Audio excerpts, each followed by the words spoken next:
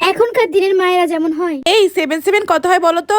7 আস্তে আস্তে মনে করো বেটা, একদম চাপ নিও না, তুমি ঠিক পারবে, আস্তে আস্তে মনে করো। 7 মম আমার মনে পড়ছে না। ও তুমি পারছো না, ওকে নো প্রবলেম বেটা। আচ্ছা টিচার আজকে পড়াতে হবে না, আজকে ছেড়ে দিন, বেশি স্ট্রেস দিতে হবে না, হালকা ফুলকা করে পড়ালেই হবে। ছাড়ুন, আপনি চলে যান, আবার বরং কালকে এসে পড়েন।